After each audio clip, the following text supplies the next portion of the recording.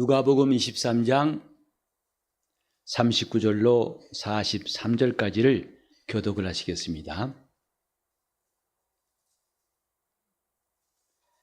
달린 행악자 중 하나는 비방하여 가로되 내가 그리스도가 아니냐 너와 우리를 구원하라 하되, 하나는 그 사람을 꾸짖어 가로되 내가 동일한 정죄를 받고서도 하나님을 두려워하지 않느냐. 우리는 우리의 행한 일에 상당한 보응을 받는 것이니 이에 당연하거니와 이 사람의 행한 것은 옳지 않은 것이 없느니라 하고, 가로되 예수여 당신의 나라에 임하실 때에 나를 생각하소서 하니 다같이 예수께서 이르시되 내가 진실로 내게 이르노니 오늘 내가 나와 함께 낙원에 있으리라 하시니라. 십자가상에서 구원받은 강도 이야기 많이 들어보셨죠? 이 강도의 이야기를 여러분이 기억할 때마다 어떤 사건이 떠오르십니까? 어떤 장면이 여러분 머리에 혹은 마음에 떠오르던가요? 아마 첫 번째는 예수께서 하신 말씀, 네가 오늘 나와 함께 낙원에 있을 것이다. 그래서 강도가 낙원에 초청받은 그 놀라운 은총에 대해서 가장 많이 떠오를 것이고, 두 번째로는 예수여 당신 나라 임하실 때에 나를 생각하소서. 곧 주님께서 강도를 이렇게 낙원에 초청하실 만한 그 전 단계, 이렇게 주님의 나라를 그가 원하고 사모했기 때문에 주님께서 낙원을 허락하셨다. 주로 43절 말씀이 많이 떠오를 겁니다. 오늘은 조금 더 다른 각도에서 말씀을 좀 상고할까 합니다. 그것은 41절의 말씀이에요. 우리는 우리의 행한 일에 상당한 보응을 받는 것이니 이에 당연히 하거니와 이 사람의 행한 것은 옳지 않은 것이 없다. 이렇게 강도가 말할 수 있게 된 이 고백이 주님의 관심을 끌었고, 연이어서 그가 주님께 나를 기억해달라고 하니까 주님은 낙원을 허락하셨습니다. 그런데 41절의 말은 강도가 우연하게 한 말은 아닙니다. 이렇게 말하게 된 동기가 또 앞에 40절에 나와 있어요. 그건 뭐냐면 함께 달린 강도가 예수를 비방하니까 네가 그리스도라고 하는데 그렇다면 우리를 구원해봐라. 그때 동료를 꾸짖으면서 하는 말이 있죠. 내가 동일한 정죄를 받고서도 하나님을 두려워 아니하느냐. 하나님을 두려워하지 않느냐. 오늘 제가 좀 전하고 싶은 말씀이 이 말씀이에요. 강도가 하나님을 두려워했다.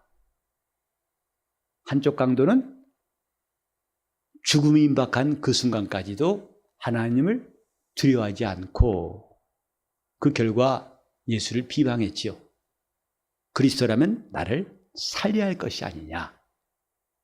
그러나 한편 강도는 네가 하나님을 두려워하지 않는구나. 하나님이 이 땅에 예수를 보내실 때에 세상에 속한 많은 사람들은 이 둘 중에 하나입니다. 하나님을 두려워하는 사람과 하나님을 두려워하지 않는 사람.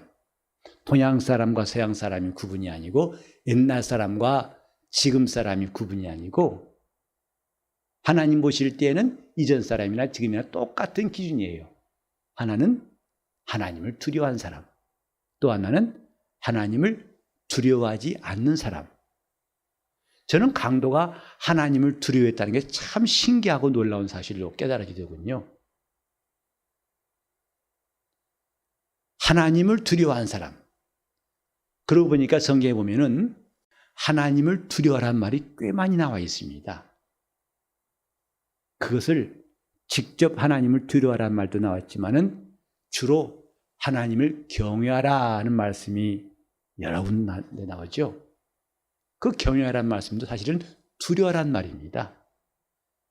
그 잠언 1장에도 보면 여호와를 경외하는 것이 지혜의 근본이다.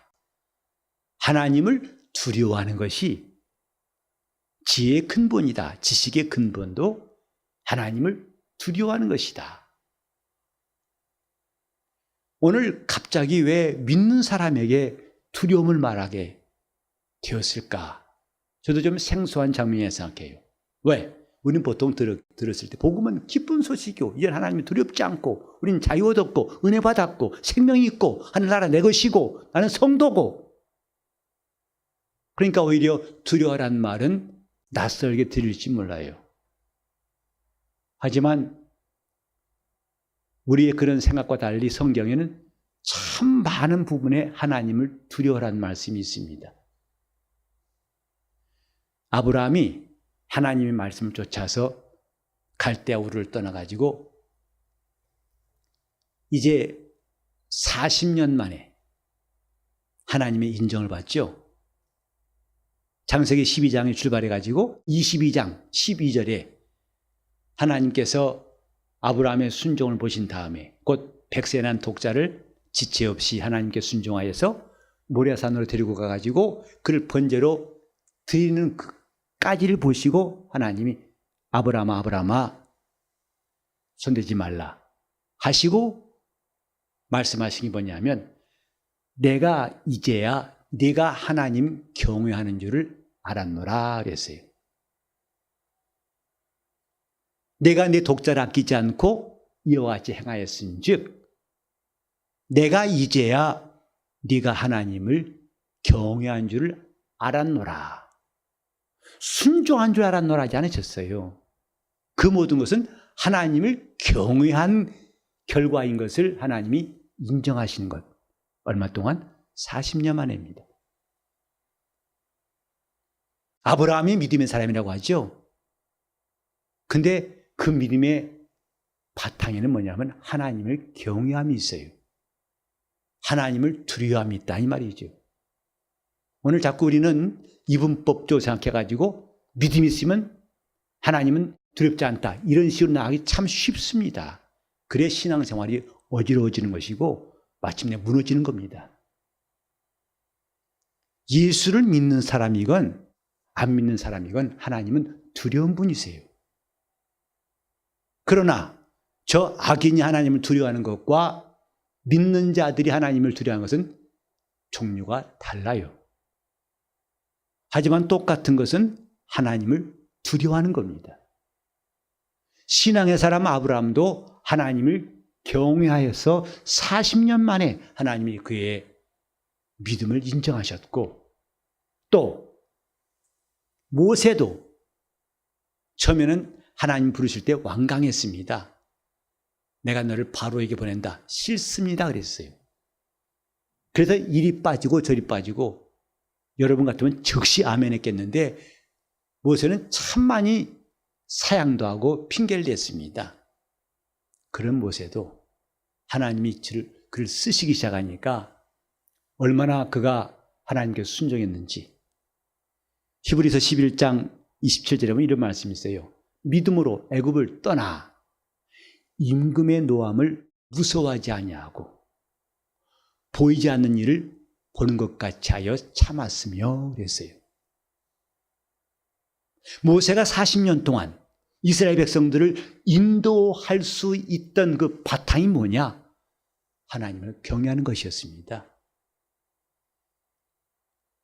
그 경외함, 두려움이라는 것인데 기준이 있었어요. 임금의 노함, 그의 분노를 두려워한 것보다도 하나님을 더 두려워했다. 하나님에 대한 경외함이 마침내 모세가 40년 광야를 이스라엘을 인도하는데 그 임무를 잘 마치게 된 것이죠. 거기 보면 보이지 않는 자를 보는 것 같이 하여 했어요. 모세는 눈에 보이는 바로보다도 눈에 안 보이는 하나님을 더 두려워하고 경외했다. 그것이 모세가 하나님의 종으로 충성할 수 있었던 바탕이었다 이 말이죠. 지금 이런 식으로 성경 보다 보면 우리가 소개할 사람이 많습니다. 근데 건너뛰어가지고 히브리서 5장 7절에 보면 예수께서도 그는 육체에 계실 때에 심한 통곡과 눈물로 간구와 소원을 아뢰셨고 그의 경외하심을 인하여 들으심을 얻었느니라. 또 거기도 경외함이 나와요. 아버지가 명하신 말씀에 그는 경외함으로 기도하였고 모든 그분의 생애는 아버지를 경외하는 것이었고 그래서 하나님 아버지는 그를 들으셨느니라. 성경은 이렇게 기록하고 있습니다. 우리는 복음을 이해할 때에 복음이 너무 자유스럽고 또 자유분방하고 또 이제는 하나님과 하나님 아빠 이런 식으로 해서 복음을 설명하신 분도 있습니다만은 그러나 성경의 수많은 가르침을 볼 때에 하나님을 경외하심에 대해서 이제는 괜찮다. 그것은 이제는 다 지나간 것이다 라고 가르친 부분을 저는 성경에서 본 적이 없어요. 구약부터 신약까지. 하나님을 경외하라. 이 강도에 비해서 하나님을 두려워한다는 말 나왔을 때 이건 보통 일이 아닙니다. 악인도 하나님에 대한 두려움이 없습니다. 그들은 속된 말로 이판사판이에요. 막갑합니다. 그래 사형대에 그 밧줄은 두려워하지만은 하나님을 두려워하는 사람은 없어요. 우리는 믿음이 뭔가 한번 생각해 보고 싶습니다. 믿음이 뭡니까? 용감한 것 맞습니다. 담대한 것 맞습니다. 또 온유한 것 맞습니다. 평안한 것 맞습니다. 다 필요합니다. 그런데 그것에 뿌리를 내릴 수 있는 기초가 뭐냐? 하나님을 경외하면서 나온 것만이 진짜예요. 우리 담대함도 그분을 경외하면서 나온 것일 때 그 담대함은 진짜 믿음입니다. 하나님을 경외하느냐? 오늘 과연 신자들이 하나님을 경외하는 사람이 얼마나 있을까? 하나님을 두려워하는 사람이 얼마나 있을까? 교회에 나와서 열심히 봉사하는 것도 좋지만은 오랫동안 믿는 것도 좋지만은 성경 많이 아는 것도 좋지만은 다 좋아요. 그러나 어느새 하나님을 경외함이 빠져버린다면 모래 위에 지은 집 같아서 언제 무너질지는 예상할 수 없습니다. 여호와를 경외하는 것이 지혜의 근본이다. 하나님을 두려워하는 마음. 여기서 우리가 두려움에 대해 잠깐 좀 정리하고 가지요. 보통 우리는 두려움이 성경에 사랑 안에 두려움이 없고 온전한 사랑은 두려움을 내어 쫓나니 하고 요한 1서 4장 18절의 말씀을 많이 기억하고 있죠. 그리고 너희는 다시는 무서워하는 종의 영을 받지 아니하고 양자의 영을 받았으므로 하나님을 아바 아버지라 부르짖느니라 이 말씀도 있습니다.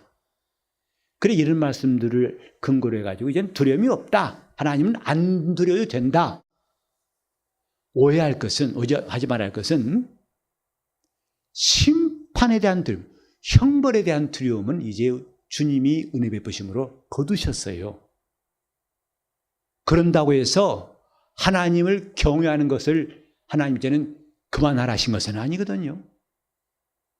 성경에 하나님을 경외하라는 말씀은 그분이 벌 주시기 때문에 두려워하고 형벌하시기 때문에 두려워하고 이것보다는 그분이 얼마나 크신 분이고 얼마나 높으신 분이고 얼마나 위대하신 분인 줄을 알기 때문에 그분을 두려워하는 것, 그분을 섬길 수밖에 없는 두려움, 이걸 말하는 것이다 이 말이죠. 이게 하나님을 경외하는 거예요. 벌써 오랜 세월 지났네요. 전에 후쿠시마에 지진이 일어나가지고 쓰나미 왔던 거, 저는 중국 세미나 가가지고 저녁 식사하다가 TV 보니까 낯선 장면이 막 보여요. 그래서 무슨 드라마인 줄 알았어요. 근데 실제 상황이었습니다. 그 쓰나미가 도시를 쓸어가 버리는데 속도가 얼마나 빠른지 자동차가 못 따라가요. 결국은 자동차도 휩쓸어 버리더라고요. 고도한 쓰나미가 온 마을을 갖다가 도시를 초토화시켜 버렸어요. 건물이 무너지고 그 영상을 찍은 사람의 음성이 나오더라고요. 이러더라고요. 그 쓰나미의 위력 앞에서 얼마나 무능하고 별 수 없는, 지금 우리가 하나님을 경외한다는 것은 쓰나미 정도의 능력과 위대함이 아니라 이것들을 명령하시고 꾸짖고 잠잠케 하신 그 더 크신 일을 인정할 때 오는 두려움, 이것이 하나님을 경외함입니다. 주님 우리에게 말씀하셨습니다. 마태복음 10장 18절에 너희 몸은 죽여도 영혼은 죽이지 못한 자를 두려워하지 말라. 오히려 너희 몸과 영혼을 아울러 지옥불에 던지우는 그를 두려워하라 하셨어요. 지금 세상 신들을 두려워하는 사람들은 하나님을 안 두려워합니다. 하나님을 두려워하는 사람들은 이 세상 신들을 무서워하지 않습니다. 제가 오래전에 아마존에 갔을 때 선교팀과 함께 일원으로 갔을 때에 그 둘째 날 밤에 그들을 위해 인디안 아마존 속에서 일하는 목회자들을 불러다가 세미나하고 둘째 날에 손 얹고 기도하니까 방언이 터지고 귀신이 나오고 어마어마한 일이 있었어요. 셋째 날 아침에 그들 간증할 때에 어떤 한 사람의 간증이 지금도 참 놀라웠어요. 아마존 그러면 온 세계 교회가 관심 있는 곳이에요. 선교하려고. 각처에서 수많은 물질이 오고 물자가 오고 많은 사람이며 선교합니다. 근데 그들이 쥐어준 거 가지고 막상 밀리면 들어갈 때마다 그들은 커다란 절벽을 느꼈다고 그래요. 왜? 그 정령들이 지배하고 있는 영적인 어둠의 세력들이 지배하는 추장들이 지배하고 밀림의 그 기운이 큰 벽 같아가지고 그 앞에서 무력해지고 손을 놔버리고. 근데 이제 우리는 알았다.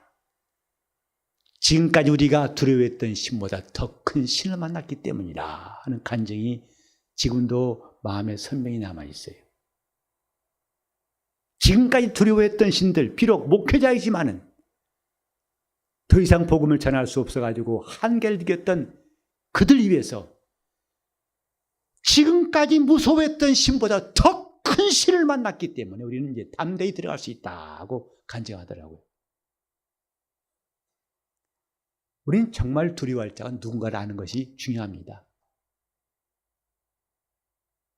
그래서 모세도 보이는 바로를 무서워한 것, 그 바로가 분을 내가지고 분노해서 자기를 멸하려고 하는 것 두려워하지 않고 보이지 않는 자를 보는 것처럼 하여 참았으며 그랬어요. 믿음을 지켰다 그랬습니다. 오늘 과연 우리를 두렵게 하는 게 무엇입니까? 병입니까? 환경입니까? 어려운 일들, 안 되는 일들입니까? 아니면 하나님입니까? 진정한 믿음은 하나님을 두려워하는 데부터 출발합니다. 그분은 누구시냐? 크고 위대한 신. 그래서 우리가 두려워 떨며 섬겨야 할 그분이시다.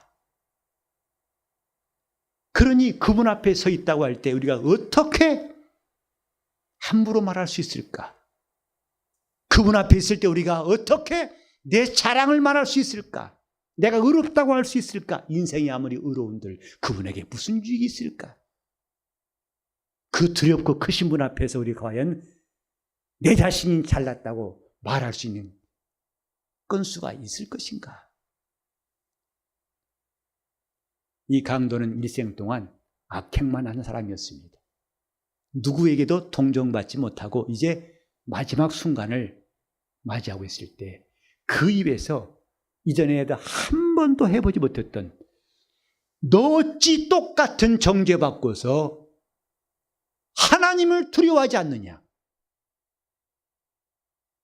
신앙은 하나님을 두려워하는 겁니다. 그분을 경외하고 그분의 크시고 위대함 앞에서 우리가 순종하는 것이 그게 참 신앙입니다. 아무리 21세기가 되고 복음을 너무 쉽게 말한다고 해서 우리 함께 따라가지 맙시다. 신앙은 하나님을 경외하는 게 기초입니다. 주님은 이 강도에 입에서 하나님을 두려워하는 그 강도의 말을 들으시고 관심을 가지셨고 그래서 자기 동료를 꾸짖고 주님을 향해서는 예수여 당신 나라 임하실 때 나를 생각하소서. 주님은 즉시로 그에게 응답하셨어요. 네가 오늘 나와 함께 낙원에 있을 것이다. 제가 이 강도의 이야기를 오늘 읽으면서 전 지금까지 십자가상에 구원받은 강도를 부러워하는 것이 부러워할 이유가 하나도 없었습니다. 근데 제가 오늘 참 마음에 찔리면서 부러워했던 것. 나는 과연 하나님을 두려워하고 있는가? 비록 목사지만은 하나님을 내가 얼마나 두려워하고 있는가를 곰곰이 생각하면서 하나님 앞에 회개한 시간들이 있었습니다. 하나님을 두려워하는가? 인간관계가 망가지는 것은 두려워하면서 하나님은 두려워하는가? 베드로는 담대히 말했습니다. 우리가 하나님을 기쁘시게 하랴 사람을 기쁘게 하랴. 누구를 기쁘게 하랴? 이것은 하나님을 경외한 사람만 그 공의 앞에서 담대히 말할 수 있다고 생각합니다. 우리가 지금 그 어떤 시간도 하나님을 두려워하는 성도로 살아간다면 우리 믿음은 점점 더 견고하고 하나님은 우리에게 놀라운 역사를 베풀어 주실 것입니다. 기도하는 그 바탕도 경외함으로 간구하는 겁니다. 예수께서 힘쓰고 애쓰며 간절히 기도하신 것만 우리가 기억할 것이 아니라 그의 경외하심을 인하여 들으심을 얻었느니라. 하나님이 나 같은 초미세먼지보다 못한 이 존재의 말을 들어주시는 것이 감사해서 그분을 경외함으로 간구하는 기도는 하나님의 들으심을 얻는다고 성경은 가르치고 있습니다. 오늘 귀신이 안 나간다, 귀신 쫓는데 안 나간다. 그것이 마치 테크닉이 부족하고 수양이 부족한 것으로 따지기 전에 내가 하나님을 경외할 때 세상에 무서울 것은 없고 오히려 세상 신들은 복종한다는 것 우리는 금방 이해할 수가 있습니다. 하나님을 두려워합시다. 하나님을 두려워한 사람이 참 신앙인입니다. 그가 누구신지를 알아보는 사람은 그분을 경외할 것입니다. 그가 우리가 하신 말씀을 함부로 하지 않은 사람은 그분을 진정으로 경외한 사람입니다. 그래서 그분 앞에 약속한 것은 해로울지라도 지키고 주님께 드릴 것을 내가 다른 용도로 변명하거나 바꾸지 않고 그분께 드리는 시간을 내가 그 어떤 것보다 귀히 여겨서 주님을 경외한다면 주님은 분명히 우리들을 기억하시고 저 낙원에만 초청하실 것이 아니라 이 땅에 사는 동안도 주님은 우리와 함께 하시고 역사해 주실 것입니다. 우리 모두 하나님을 두려워하는 사람들, 그건 형벌 때문에 두려워한다는 것이 아니라 그분 어떤 분인 줄 알기 때문에 감히 생각으로라도 그분 앞에 한가할 수가 없고 그분 앞에 맞서려고 하는 마음은 존재할 수가 없는 두렵고 떨림으로 구원을 이루는 성도가 되어야 할 것입니다. 시장 기도할 때 주님 내가 진정으로 하나님을 경외한 사람 되게 하여 주시옵소서. 하나님을 정말 두려워할 줄 아는 사람 되게 해달라고 통성으로 기도하시겠습니다. 하나님 아버지, 우리가 주님 앞에 나올 때마다 거룩한 성도로 나오게 도와주시고 하나님을 의지할 수 있도록 인도하시기 원합니다. 민너로 하지만, 목사라고 하지만, 말씀을 전한다고 하지만 내가 언제 얼마나 주님을 두려워했는지, 내가 스스로 높아지고